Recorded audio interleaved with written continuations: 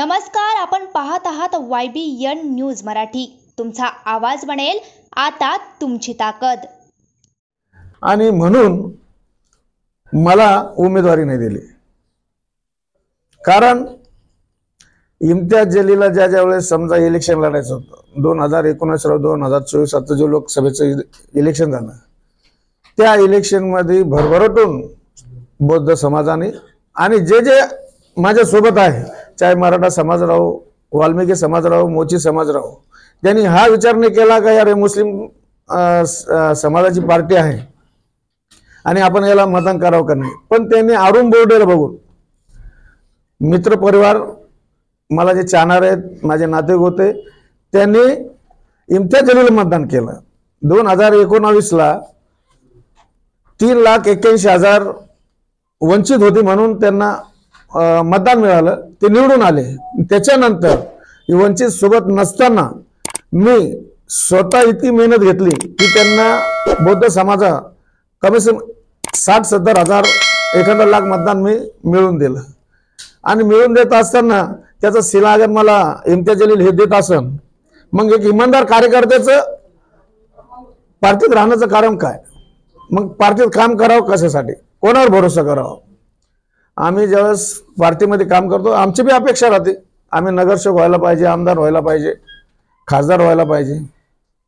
केवळ फक्त आमचा वापर करून हे अगर मोठं होत असेल तर समाजाला म्हणून समाजाने आज पत्रकार परिषद घेतलेली आहे। कारण मला वाटतंय इम्तियाज जलीलचे तुम्ही कॉल रेकॉर्ड, मला तर वाटतं कॉलवर बोलले नसेल, पण व्हॉट्सअप कॉल अगर ते चेक केले तर इथल्या पालकमंत्र्याने इथल्या प्रस्थापित नेत्यांनी त्यांना विकत घेतलं आणि ती उमेदवारी त्यांनी दिलेली नाही। माझा इम्तियाज जलीलवर आरोप आहे, माझा असुद्दीन ओवैसीवर आरोप नाही, अकबर ओवैसीवर आरोप नाही, MIM पक्षावर आरोप नाही, पण माझा आरोप इम्तियाज जलीलवर आहे। कारण त्यांनी जो घात आज माझ्यासोबत केला ते उद्या सोबत करू शकते, ते त्याच्या समाजासोबत करताय। येवन तुम्ही बघितलं असेल डॉक्टर गफ्फार कादरी साहेब, त्याचं एक काम चांगलं आहे, त्याचं नेटवर्क चांगलं आहे। प्रत्येक कार्यक्रमामध्ये पैसे राहो काही राहो, त्यावेळेस डॉक्टर गफ्फार कादरी हे स्वतः त्या कार्यक्रमात सहभाग घेऊन करायचे। कारण समाजाला हे कळणं गरजेचं आहे। आता मीच नाही, मी राजीनामा नाही तर औरंगाबाद शहरातील कमीत कमी जिल्ह्यातील बरेचसे कार्यकर्त्यांनी MIM पक्षाला राजीनामा दिलेला आहे। याची पार्श्वभूमिका आहे की याला फक्त जबाबदार इम्तियाज जलील आहे। इम्तियाज जलीलनं खाली वापर करून घेणे, काम एक भी करत नाही इम्तियाज जलील, खाली खांद्यावर हात ठेवणे, हसून बोलणे आणि टाळून देणे। पण वैयक्तिक मी मुस्लिम समाजाला भी सांगेन, मुस्लिम समाजाला माझी विनंती राहणार आहे तुमच्या माध्यमातून का हा फक्त गुमराह करण्याचं काम करतो, याचं स्वतःचे पोळे भाजून घेण्याचं काम इम्तियाज जलील करतो। इम्तियाज जलीलनं ज्या वेळेस त्याचं फायद्याचं काम असलं तर इम्तियाज जलील समाजाला पुढं करतो, आमच्या सारख्या कार्यकर्त्यांना पुढं करतो।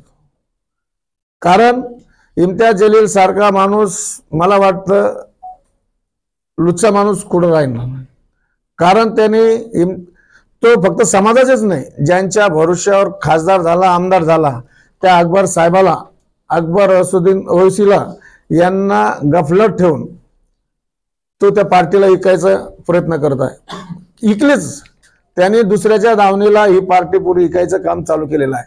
त्यांनी ज्याने तिकीट सांगितलंय इतर पार्टीच्या लोकांनी त्या ठिकाणी त्यांनी उमेदवार दिलेला आहे। त्यांनी फक्त या पार्टीला, मला तरी वाटतं हे विधानसभा झाल्याच्या नंतर तो त्या पार्टीत राहतो का नाही ही बी मला शंका आहे। म्हणून तुमच्या माध्यमातून मला मुस्लिम समाजाला हात जोडून विनंती आहे की आपण ह्या माणसापासून सावध राहा। ह्या माणसापासून जोपर्यंत आपण सावध राहणार नाही आपलं भलं होणार नाही। तो पार्टीला ऐकायचं काम करतोय। असेच नवनवीन ताज्या घडामोडी बघण्यासाठी लगेच आमच्या YBN न्यूज चॅनलला लाईक, सबस्क्राईब व शेअर करायला विसरू नका। आपल्यावर समाज एकत्र येतो, पण त्याचा गैरफायदा हे इम्तियाज जलील घेतो।